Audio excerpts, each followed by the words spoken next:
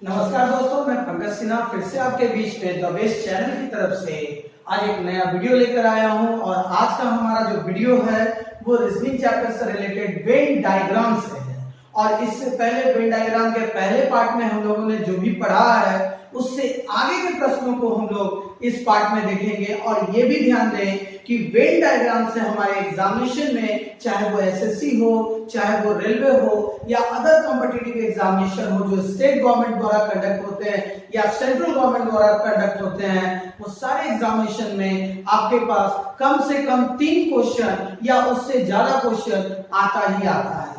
तो आइए हम लोग बात करते हैं उसके आगे के फॉर्मेट पे कि हमारा जो अगला फॉर्मेट है, जो हमारा पार्ट 1 के बाद जो हमारा नया पार्ट है, तो उस पर बात करेंगे कि कैसे प्रश्नों को बनाया जाएगा और कैसे कैसे प्रश्न आते हैं। तो सबसे पहले मैं आप सबसे यही अनुरोध करूंगा कि जिन्होंने अब तक हमारे चैनल को सब्सक्राइब नहीं किया है, आप हमारे चैनल को जरूर सब्सक्राइब करें, बेल आइकन जरूर दबाएं, लाइक बटन दबाना ना भूलें तथा साथ ही वीडियो के अंत में कमेंट बॉक्स में अपना अपना कमेंट जरूर दें। और आप हमें ट्विटर पर, इंस्टाग्राम पर, फेसबुक पर और टेलीग्राम पर या व्हाट्सएप पे आप हमसे संपर्क कर सकते हैं। तो आइए हम लोग बात करते हैं। आज का जो हमारा टॉपिक है वो है वेन डायग्राम।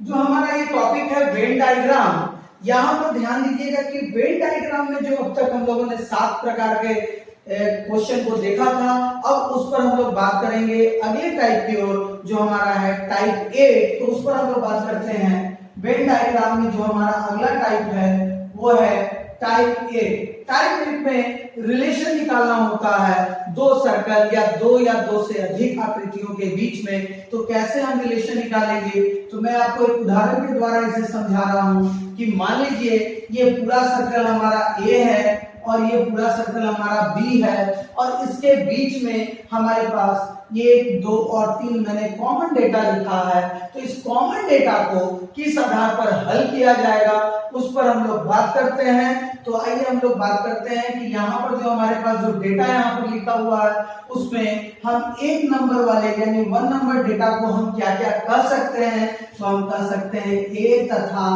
बी। हमारा ए और बी में 1 वाला पार्ट दोनों में कॉमन है, अर्थात एक को हम क्या कर सकते हैं ए तथा बी। साथ ही 2 को हम क्या कर सकते हैं, तो ध्यान दीजिएगा 2 जो है हमारे बी वाले सर्कल से बाहर है, अर्थात 2 के लिए हम लिख सकते हैं केवल ए। एवं साथ ही अगर हम बात करें 1 और 2 दोनों को जोड़ दिया जाए 1 + 2, यानी ध्यान देंगे पूरा का पूरा ए वाले सर्कल में है लेकिन 1 पार्ट जो है हमारा बी वाले सर्कल में भी आ रहा है। तो हम 1 + 2 के लिए हम क्या लिखेंगे, तो यहाँ ध्यान दें इसे ए से डिनोट करेंगे। ध्यान दें 2 के लिए मैंने यहाँ लिखा केवल ए, लेकिन जब 2 के साथ 1 जुड़ जाएगा तो उसके लिए यह केवल शब्द हट जाएगा और वहां क्या आएगा ए। जैसे अगला अगर हम 3 लिखते हैं तो 3 के लिए हम क्या लिखेंगे केवल बी। और जब हम 3 के साथ 1 जोड़ेंगे तो 3 और 1 जब जोड़ दिया जाएगा तो यहाँ पर वो केवल शब्द हट जाएगा और यहाँ क्या आएगा हमारा बी। तो देखते हैं कि इस फॉर्मेट पे हमारे एग्जामिनेशन में कैसे क्वेश्चन देता है। और एक बात मैं बता दूं, यही हमारा कैसलेट्स का बेसिक पॉइंट है कि यहाँ से कैसलेट्स कैसे बनाया जाएगा और कम से कम समय में कैसलेट्स के 5 क्वेश्चन को हम आसानी से बना सकते हैं। तो आइए हम लोग बात करते हैं सबसे पहले क्वेश्चन की ओर। तो आइए बच्चों हम लोग अगले क्वेश्चन की ओर यहाँ पर ध्यान देते हैं कि हमारे पास जो प्रश्न लिख रखा है वो है किसी कक्षा में 40% शिक्षक गणित पढ़ाते हैं, 70% शिक्षक अंग्रेजी पढ़ाते हैं तथा 10% शिक्षक दोनों विषय पढ़ाते हैं। तो निम्न प्रश्न का उत्तर दे। पहला, कितने प्रतिशत शिक्षक केवल गणित पढ़ाते हैं और दूसरा कितने प्रतिशत शिक्षक केवल अंग्रेजी पढ़ाते हैं। तो ध्यान दें ऐसे प्रश्नों को बनाने के लिए हम वेन डायग्राम के फॉर्मेट पे आसानी से हल कर सकते हैं और इसके लिए हमें सेट थ्योरी के किसी भी फॉर्मूले की जरूरत नहीं पड़ेगी। तो हम वेन डायग्राम के फॉर्मेट पे ऐसे क्वेश्चन को कैसे विदिन सेकंड में हल करते हैं, आइए हम लोग ध्यान देते हैं। सिंपल सा बात है, हमारे पास मुख्य रूप से यहाँ एक गणित विषय और दूसरा हमारे पास अंग्रेजी विषय, अर्थात 2 विषय दिया है और दोनों विषय में कॉमन डाटा हमारे पास यहाँ दे रखा है 10%। तो सिंपल सा लॉजिक है, हम 2 अलग अलग सर्कल और एक जगह दोनों एक दूसरे से मिल रहे हैं, अर्थात यहाँ पर हमारा कॉमन डेटा जाएगा और एक सर्कल का नाम हम गणित रख सकते हैं यानी मैथ्स, और दूसरे में हमारे पास अंग्रेजी है यानी हमारे पास ये इंग्लिश।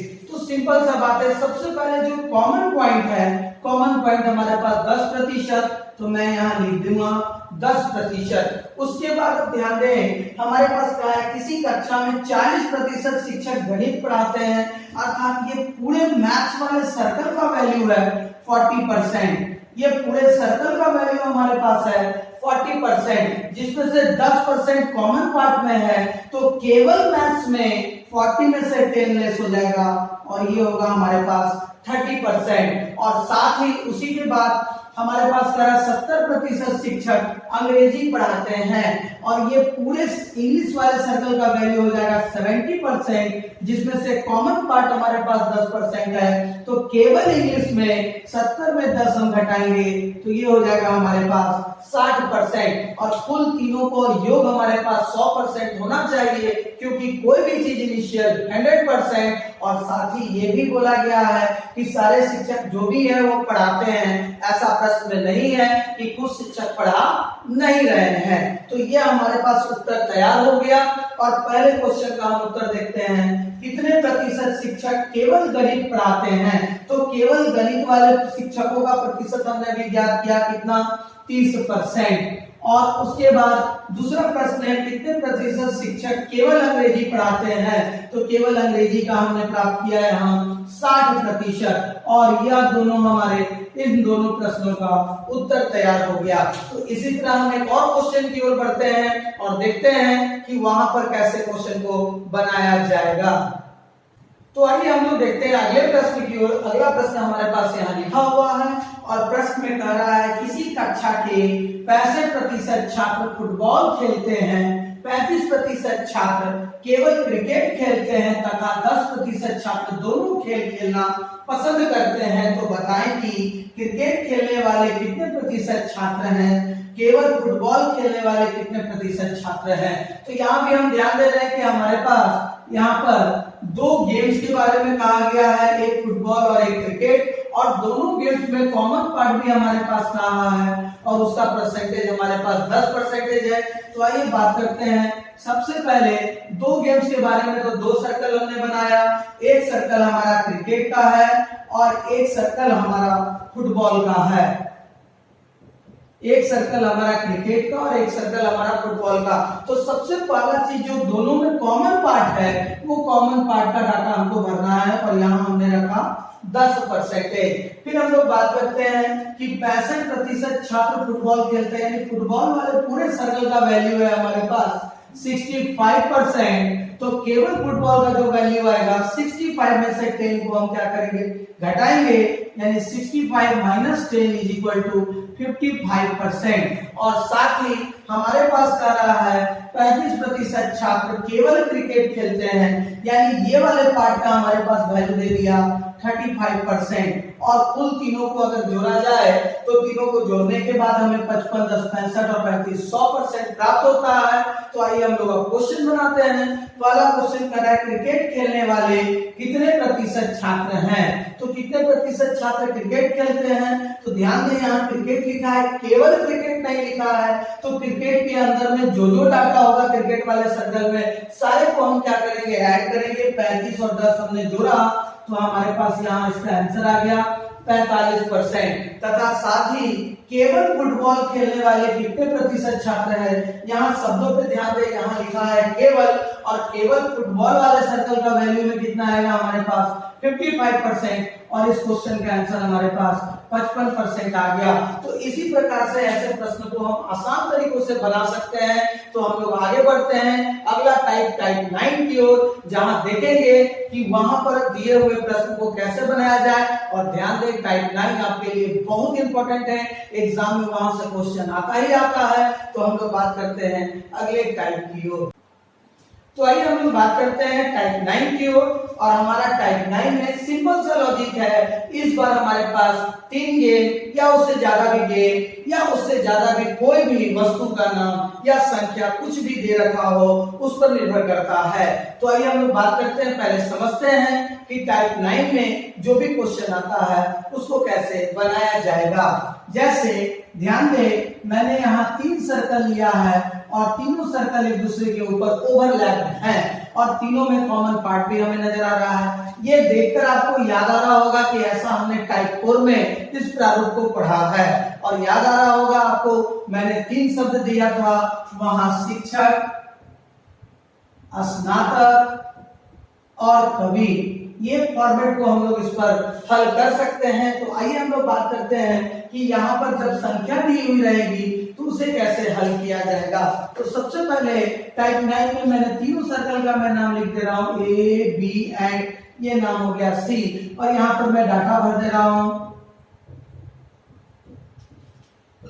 1 से लेकर 7 तक मैंने डाटा भरा है। तो ध्यान दें, जो 1 वाला पार्ट है सबसे पहले इस पर ध्यान दें, तो हम देख रहे हैं कि 1 नंबर जो है हमारा यह ए बी और सी तीनों में कॉमन पार्ट को संबोधित कर रहा है। अर्थात जब हम 1 लिखेंगे तो हम लिखेंगे ए बी तथा सी, यानी ये तीनों में हमारा कॉमन पार्ट है। उसके साथ अगर हम बात करें 1 के साथ, 1 के बाद अगर हम 2 के बारे में बात करें तो 2 को अगर हम यहाँ ध्यान दें तो 2 जो है हमारा, आप ध्यान दीजिएगा कि ये बी वाले सर्कल से बाहर है लेकिन ए और सी वाले सर्कल में कॉमन है। बी वाले सर्कल से बाहर है लेकिन ए और सी वाले सर्कल में कॉमन है। अर्थात 2 के लिए हम लोग लिख सकते हैं केवल ए तथा सी। 2 नंबर के लिए हम लोग क्या लिख सकते हैं, केवल ए तथा सी, यानी यह जो कॉमन पार्ट है वो केवल ए और सी का है। लेकिन जब हम ए 2 के साथ एक को सम्मिलित करते हैं यानी 1+2 लिखते हैं, तो अब आप ध्यान दीजिएगा कि एक जो हमारा बी वाले में भी है तो यहाँ पर ये शब्द हट जाएगा केवल, और यहाँ पर आएगा ए तथा सी। इसे समझना बहुत जरूरी है क्योंकि एग्जामिनेशन में यहाँ से जरूर क्वेश्चन देता है। 2 वाले नंबर जो संबोधित कर रहा है वो केवल ए और सी के कॉमन पार्ट को, लेकिन जब 2 के साथ 1 जुड़ जाएगा तो ध्यान दे, ये जो मैं ओवर राइटिंग कर रहा हूँ ये वाला पार्ट, तो ये वाला पार्ट ए और सी में कॉमन है लेकिन इसका कुछ पार्ट बी में भी आ रहा है, इसलिए 2 के साथ जब 1 जुटेगा तो यहाँ से केवल शब्द हट जाएगा और ए तथा सी यहाँ लिखाएगा। जैसे अगर 3 नंबर को संबोधित किया जाए तो 3 नंबर के लिए हम लिख सकते हैं केवल ए तथा बी, लेकिन देखिएगा 3 नंबर केवल ए तथा बी वाले सर्कल में कॉमन है, लेकिन जब 1 को 3 के साथ जोड़ दिया जाएगा तो यहाँ से केवल शब्द हट जाएगा और लिखाएगा ए तथा बी। उसी प्रकार से जब हम बात करते हैं 4 नंबर वाले फॉर्मेट पे, तो 4 नंबर जो हमारा फॉर्मेट है वो ध्यान दे बी और सी में कॉमन, इसमें ए पार्ट नहीं है, अर्थात 4 नंबर को हम डिनोट कर सकते हैं केवल बी तथा सी। लेकिन जब 4 के साथ हम 1 जोड़ेंगे यानी 1+4 इसको डिनोट करेगा, तो B तथा C को यहाँ से केवल शब्द हट जाएगा। साथ ही जब हम बात करते हैं 5 के बारे में, तो 5 के लिए हम क्या लिख सकते हैं, देखिएगा ये केवल और केवल A वाले फॉर्मेट में है, इसलिए केवल A। लेकिन जब हम 1+2+3+5 लिखते हैं तो यहाँ पर देखिएगा A वाले सर्कल में ये सारा डाटा है, इसलिए यहाँ से केवल शब्द हट जाएगा और यहाँ क्या लिखाएगा A। उसी प्रकार से जब हम बात करते हैं, जब हम देखते हैं कि अगर 6 नंबर लिखा जाए तो 6 नंबर के लिए हम लिख सकते हैं केवल B। लेकिन जब B वाले सर्कल के सारे डाटा को मैं लिखता हूँ 1+3+4+6, तो यहाँ से केवल शब्द हट जाएगा और इसके लिए लिखाएगा यहाँ B। और साथ ही जब हम 4 नंबर वाले, क्षमा करें 7 नंबर वाले डाटा को देखते हैं, तो 7 नंबर के लिए हम लिख सकते हैं केवल C। लेकिन जब C वाले सर्कल के सारे डाटा को लिखा जाए 1+2+4+7, तो इसके लिए यहाँ से केवल हट जाएगा और यहाँ आएगा हमारे पास सी। तो ऐसे फॉर्मेट से ये केवल समझाने के लिए मैं बता रहा हूँ कि यहाँ जो नाम लिखा रहेगा उसे कैसे पकड़ना है। तो हम लोग उसको क्वेश्चन के माध्यम से देखेंगे कि क्वेश्चन को कैसे बनाया जाएगा और उसको कैसे निरूपित किया जाएगा। तो मैं बस इस सारे डायग्राम पर इस पर आपको क्वेश्चन बता रहा हूँ और हम लोग आगे बढ़ते हैं प्रश्न की ओर। तो आइए हम लोग यहाँ ध्यान देते हैं कि हमारे पास यहाँ पर जो फॉर्मेट दिया हुआ है उस फॉर्मेट पे हमारे पास यहाँ 5 प्रश्न लिखा हुआ है और इन पांचों प्रश्न का उत्तर हम कैसे देंगे और कैसे इनका उत्तर आएगा तो हम लोग बात करते हैं। मैंने इन तीनों सर्कल पे अलग अलग नाम लिखा है, यानी ये वाला सर्कल हमें डिनोट करता है क्रिकेट खेलने वाले छात्रों की संख्या को, ये वाला सर्कल डिनोट करता है हमें फुटबॉल खेलने वाले छात्रों की संख्या को, तथा साथ ही ये वाला सर्कल डिनोट करता है टेनिस खेलने वाले छात्रों की संख्या को। तो आइए हम लोग बात करते हैं सबसे पहले क्वेश्चन नंबर 1 में कि हम क्वेश्चन को कैसे बनाएंगे। तो क्वेश्चन नंबर फर्स्ट हमारे पास कहा कुल छात्र की संख्या कितनी है, यानी सभी छात्रों की संख्या। तो बस जो भी डाटा आपके पास यहाँ दे रखा है सारे डेटा को हमें जोड़ देना है। 1 2 3 3 6 4 10 7 17 6 17 6 23 और 5 28, यानी कुल छात्रों की संख्या हमारे पास कितनी हो जाएगी 28। यानी पहले क्वेश्चन का हमारे पास उत्तर आ गया 28। उसके बाद दूसरा प्रश्न पे बात करें कितने छात्र केवल फुटबॉल तथा क्रिकेट खेलते हैं। केवल फुटबॉल तथा क्रिकेट, यहाँ शब्द पे ध्यान दीजिएगा कि यहाँ केवल जुटा हुआ है फुटबॉल तथा क्रिकेट में, आगे क्या लिखा हुआ है केवल, यानी क्रिकेट और फुटबॉल में केवल कॉमन होना चाहिए, वो तीसरे पार्ट में नहीं होना चाहिए। तो क्रिकेट और फुटबॉल दोनों में जो कॉमन डेटा है आप यहाँ ध्यान दें 3 नंबर, अर्थात यहाँ पर छात्रों की संख्या हमारे पास क्या आएगी 3। और तीसरे नंबर क्वेश्चन को अगर हम ध्यान दें तो कितने छात्र क्रिकेट तथा फुटबॉल दोनों खेलते हैं। यहाँ पर ध्यान दीजिएगा आगे से शब्द केवल नहीं है और साथ ही में लिखा है दोनों खेलते हैं, अर्थात क्रिकेट और फुटबॉल दोनों में कॉमन संख्या होना चाहिए। तो हम देख रहे हैं क्रिकेट और फुटबॉल में कॉमन संख्या 3 भी है और क्रिकेट और फुटबॉल में कॉमन संख्या 1 भी है, अर्थात 3 और 1। यहाँ हमारा उत्तर क्या हो जाएगा 4। जैसे अगले क्वेश्चन की ओर देखते हैं केवल टेनिस खेलने वाले छात्रों की संख्या कितनी है। तो केवल टेनिस खेलने वाले छात्र कितने हैं, तो केवल टेनिस खेलने वाला जो टेनिस में केवल वाला समूह में है उसकी संख्या हमारे पास 7 हो जाएगी। और आखिरी प्रश्न की ओर आगे हम बढ़ते हैं कि फुटबॉल ना खेलने वाले कितने छात्र हैं। और ध्यान दीजिएगा कि यहाँ न लगा अर्थात ये नेगेटिव स्टेटमेंट है, तो जब भी जिस खेल के साथ या जिस नाम के साथ न लगा रहे उसके सर्कल के सारे डेटा को आप हटा दो। यानी फुटबॉल ना खेलने वाले, तो फुटबॉल में जो भी डेटा है उसके सर्कल में सारे को मैं यहाँ से हटा दे रहा हूँ। और अब हमारे पास देखिएगा फुटबॉल सर्कल में सारा डेटा खत्म, यानी रेस्ट ऑफ जो हमारे पास डेटा बचेगा वो उसकी संख्या हो जाएगी। यानी फुटबॉल ना खेलने वाले कितने छात्र हैं, तो 5 2 7 और 7 14, यानी उस छात्रों की संख्या हमारे पास कितनी हो जाएगी 14 हो जाएगी। तो ऐसे ही प्रश्नों के साथ हम आगे बढ़ते हैं और अगले प्रश्न को देखते हैं जो आपके प्रीवियस ईयर एग्जामिनेशन में पूछ रखा है उसे कैसे हल किया जाएगा। तो आइए हम लोग अगले प्रश्न की ओर बात करते हैं। अगला प्रश्न हमारे पास तैयार है और हम लोग देख रहे हैं कि हमारे पास यहाँ 5 क्वेश्चन लिखा हुआ है और यहाँ पर इसका वेन डायग्राम बना हुआ है। तो आइए हम लोग देखते हैं कि ऐसे प्रश्न को कैसे बनाया जाएगा। तो सिंपल सा लॉजिक है कि हमारे पास देखिएगा यहाँ एक ट्रायंगल है, एक सर्कल है और एक हमारे पास रेक्टेंगल है, अर्थात एक त्रिभुज, एक वृत्त और एक हमारे पास आयत है। आयत वाला जो समूह है वो कलाकार को डिनोट कर रहा है, त्रिभुज वाला जो समूह है अर्थात ट्रायंगल वाला जो समूह है वो डॉक्टर को डिनोट कर रहा है, तथा साथ ही सर्कल वाला जो समूह है वो डिनोट कर रहा है खिलाड़ी को।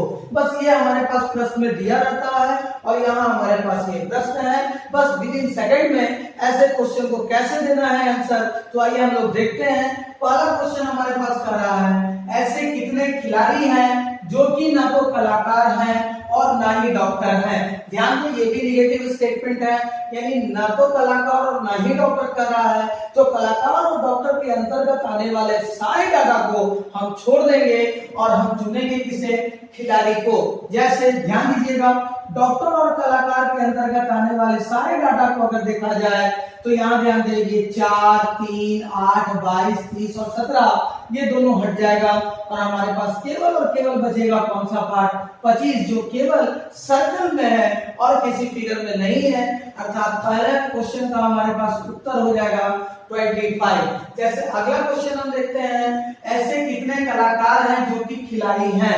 अब यहाँ ध्यान दीजिएगा, ऐसे कितने कलाकार हैं जो कि खिलाड़ी, वो खिलाड़ी और कलाकार दोनों में कॉमन होगा और यहाँ केवल शब्द भी नहीं लगा है तो वो तीसरे में भी कॉमन हो, तो वैसे डाटा को भी हम चुन सकते हैं। जैसे अगर हम ध्यान दें कलाकार और खिलाड़ी में कॉमन नंबर को, तो कलाकार और खिलाड़ी में अगर कॉमन नंबर ढूंढा जाए तो ये 22 नंबर आप देख रहे हैं त्रिभुज से बाहर है, ये कॉमन नंबर खिलाड़ी और कलाकार के बीच में है। लेकिन अगर हम 3 नंबर को भी देखते हैं तो 3 नंबर वाला डेटा हमारा खिलाड़ी और कलाकार दोनों में है, लेकिन 8 नंबर वाला डेटा हमारा डॉक्टर में आ जा रहा है और वो कलाकार, लेकिन वो खिलाड़ी में नहीं है। और क्वेश्चन में कहा है ऐसे कितने कलाकार हैं जो कि खिलाड़ी हैं, यानी उस व्यक्ति में कलाकार और खिलाड़ी दोनों गुण होना चाहिए, अर्थात हम 22 नंबर और ये 3 नंबर दोनों को लेंगे, अर्थात 3 + 22 और इस क्वेश्चन का उत्तर भी हमारे पास कितना आएगा, 25 आएगा।